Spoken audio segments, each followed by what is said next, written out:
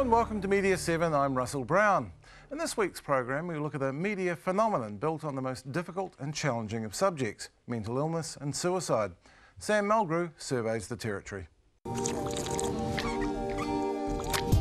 It's estimated almost half of us will go through a mental illness. 1 in 5 Kiwis over 16 will be mentally ill or addicted this year. And more than 60% of them won't receive professional help. Government spends $1.2 billion on mental health each year, just under 10% of the total health spend. It's campaigns like this that have been money well spent. And, according to the latest evidence, the DHBs look after more than 100,000 people every year. In terms of the gender split, anxiety and depression are more common in women, while men are more likely to develop a substance use disorder. Estimations in the New Zealand Mental Health Survey claim in a lifetime, a quarter of us will have an anxiety disorder, 1/5 a mood disorder, and 1 in 8 a substance use disorder. Half of all these people were diagnosed by age 18. Māori are overrepresented in almost all mental health statistics. The DHBs help more than 20,000 Māori each year. Almost 30% of Māori had a mental illness, more than 40% higher than the national average. New Zealand has one of the highest suicide rates in the developed world. In 2008, nearly 500 New Zealanders took their own lives. The Nutters Club, a Maori television show about a radio show and now a book, is not on the face of it a winning formula. It deals with difficult and sometimes perilous topics, mental illness and suicide. And yet sequences like this underline its importance. I started being negative and saying to myself, you know, I'm a loser, you know, I hate you. And I remember I wrote this big letter saying I'm real sorry. I've still got that letter today. And I wrote a letter, I'm sorry for doing all those things. We've had a lot of feedback on the Facebook page. There's something here and maybe some advice you have for Beth. I would give anything for there to be a way for me to leave where it would cause no pain. People can't understand how strong I feel about this. I'm in such turmoil. Staying causes me such pain and grief, but to leave would put that on to others. What would you say to Beth? Because you went through exactly the same thing. I'll say, Beth, your family, they love you. And they want you to stay and stick around. And all I can say is that I can share a little story with you. It's like, I got my nephew and he got married a couple of years ago, and I'm like, I always think, if I didn't stay around, I wouldn't see him get married, and I wouldn't see he has a baby now. Yeah. And your family want the same, you know. Beth, you can say, hey, I'll stick around so you can see, you know, all your family grow up. And get some help. Because, I mean, you know, your story was that you were in the worst possible place and you managed to find a way out of it, didn't you?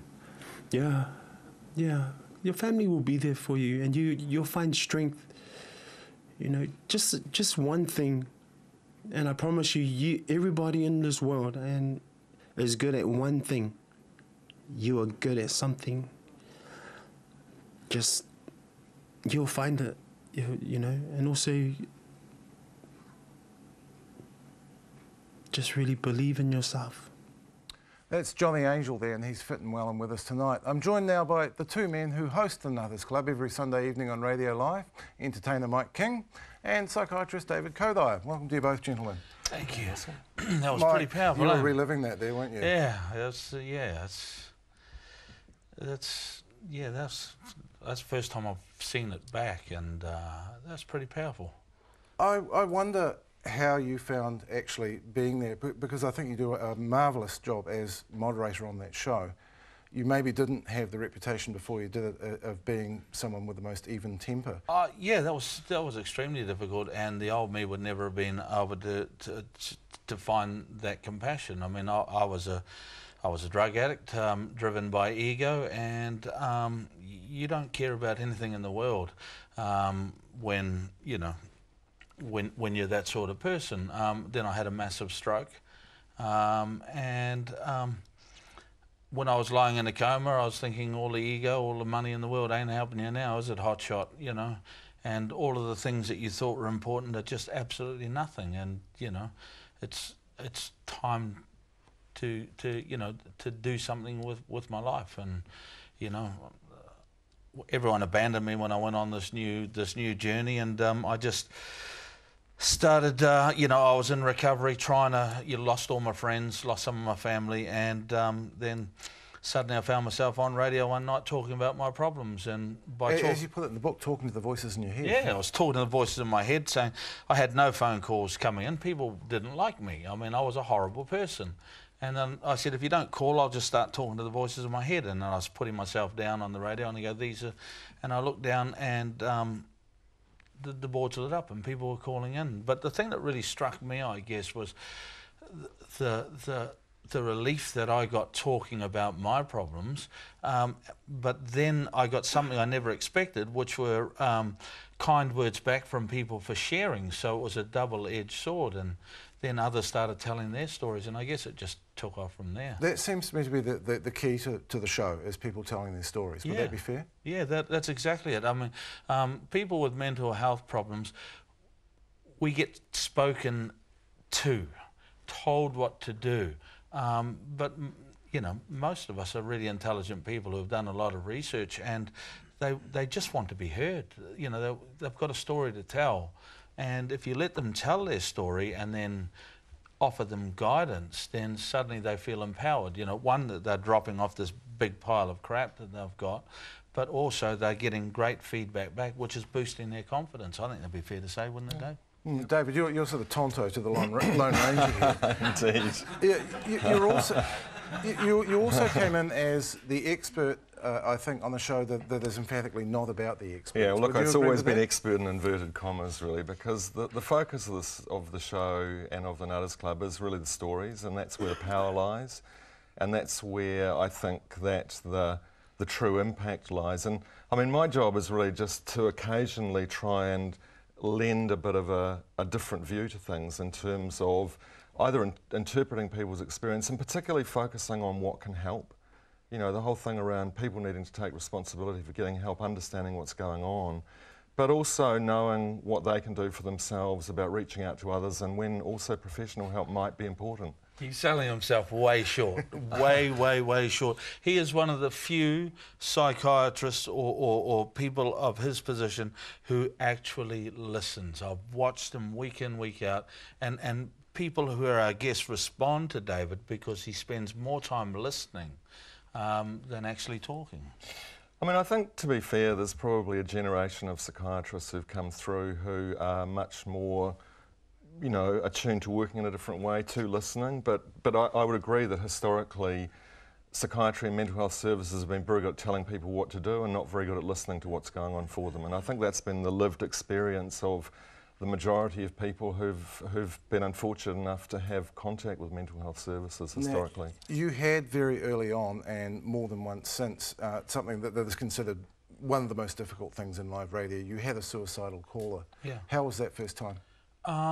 Well, it's just action. You talk, you listen, and you know, you just feel what they're going through. I mean, I've been through that situation, so I knew exactly what this person was going through. You know, sitting in his car, you know, trying to get off drugs, couldn't do it. Just, you know, like, this is the end of the line, you know. And I've been there, so we just did something crazy and just called him into the studio.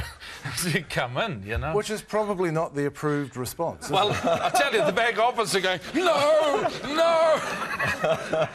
Do you think there's something we can learn from what you've done and what you've learned on the show about talking about suicide in general? Because you do have a very frank, unabashed way of doing it. I'm not adverse to, you know, like the way people are, what people are trying to do in the suicide circle right now. But what I would say, and I'm sure David would agree, is there is exactly the same stigma around suicide as there was and is around mental illness. If your husband or your wife dies in a car accident, you've got the support network that's automatically there. If your husband or partner shoots themselves, you know, the support network is not, as soon as they're buried, everyone disappears, and because they're scared of catching it. Like, you know, suicide's like herpes. Oh my God, get away. What do you say? You know, and then there's all kinds of whisper campaigns that go on, and the isolation for these people is just absolutely traumatic. You know, and they've got nowhere to turn. The whispering campaigns start in the town. Oh, it's a drug deal gone wrong. Or, oh, it's gang-related and made to look like a suicide. And then, worse still, macho bloke standing at the pub. Anyone who commits suicide's a coward. You know, so these are the labels that, you know, this man's children have to wear. These are labels that the wife has to wear, and it's just mortifying and horrifying. And yet the way you talk about it on the show is pretty robust. I mean, the name of the show, the Nutters Club, you talk about having guest nuts on. You're in a straitjacket on the cover of the book. David, what's it like for you being in an environment where these aren't medical terms, are they?